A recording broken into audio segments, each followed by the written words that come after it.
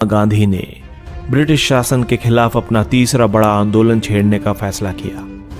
अगस्त 1942 में शुरू हुए इस आंदोलन को अंग्रेजों भारत छोड़ो का नाम दिया गया था।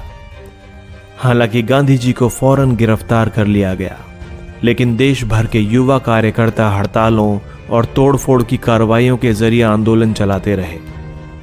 कांग्रेस में जयप्रकाश नारायण जैसे समाजवादी सदस्य भूमिगत प्रतिरोध गतिविधियों में सबसे ज्यादा सक्रिय थे। पश्चिम में सतारा और पूर्व में मोदिनीपुर जैसे कई जिलों में स्वतंत्र सरकार की स्थापना कर दी गई थी। अंग्रेजों ने आंदोलन के प्रति काफी सख्त रवैया अपनाया। फिर भी इस विरोध को दबाने में सरकार को साल भर से ज्यादा समय लग गया। भारत छोड़ो यानी क्विट इंडिया मूवमेंट सही मायने में एक जन आंदोलन था, जिसमें लाखों आम हिंदुस्तानी शामिल थे। इस आंदोलन ने युवाओं को बड़ी संख्या में अपनी ओर आकर्षित किया।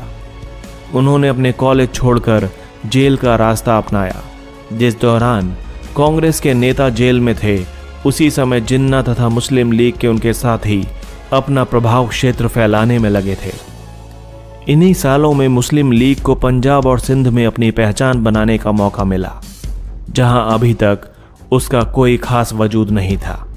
जून 1944 में जब विश्व युद्ध समाप्ति की ओर था, तो गांधी जी को रिहा कर दिया गया।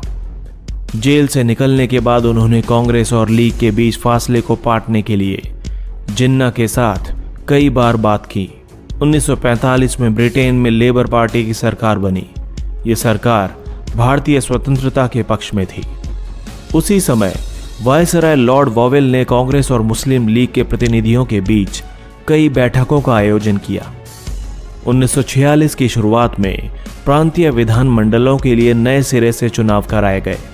सामान्य श्रेणी में कांग्रेस को भारी सफलता मिली। मुसलमानों के लिए आरक्षित सीटों पर मुस्लिम लीग को भारी बहुमत प्राप्त हुआ। राजनीतिक ध्रुवीकरण पूरा हो चुका था। 1946 की गर्मियों में कैबिनेट मिशन भारत आया।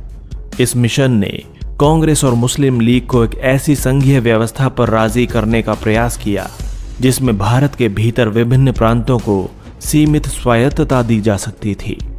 कैबिनेट मिशन का यह प्रयास भी विफल रहा।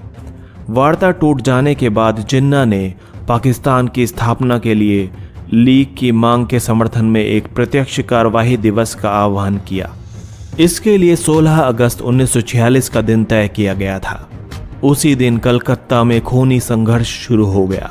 यह हिंसा कलकत्ता से शुरू होकर ग्रामीण बंगाल, बिहार और संयुक्त प्रांत व पंजाब तक फैल गई। कुछ स्थानों पर मुसलमानों को तो कुछ स्थानों पर हिंदुओं को निशाना बनाया गया। फरवरी 1947 में वॉवेल की जगह लॉर्ड माउंटबेटन को वायसराय नियुक्त किया गया। उन्होंने वार्ताओं के एक अंतिम दौर का आह्वान किया। जब सुलह के लिए उनका यह प्रयास भी विफल रहा, तो उन्होंने ऐलान किया कि ब्रिटिश भारत को स्वतंत्रता दे दी जाएगी, लेकिन उसका विभाजन भी होगा। औपचारिक सत्ता हस्तांतरण के लिए 15 अगस्त का दिन तय किया गया। उस दिन भारत के विभिन्न भागों में लोगों ने जमकर खुशियां मनाई। दिल्ली में जब संविधान सभा के अध्यक्ष ने मोहनदास करमचंद गांधी को राष्ट्रपिता की उपाधि देते हुए संविधान सभा की बैठक शुरू की, तो बहुत देर तक तालियों की गड़गड़ाहट से पूरी सभा गूंज उठी।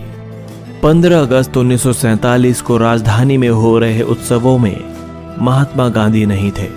उस समय वे कलकत्ता में थे, लेकिन उन्होंने वहां भी ना तो किसी कार्यक्रम में हिस्सा लिया, ना ही कहीं झंडा फहराया। गांधी जी उस दिन 24 घंटे के उपवास पर थे। उन्होंने इतने वर्षों तक जिस स्वतंत्रता के लिए संघर्ष किया था, वो एक अकल्पनीय कीमत पर उन्हें मिली थी। उनके सपनों का राष्ट्र एक विभाजित राष्ट्र था।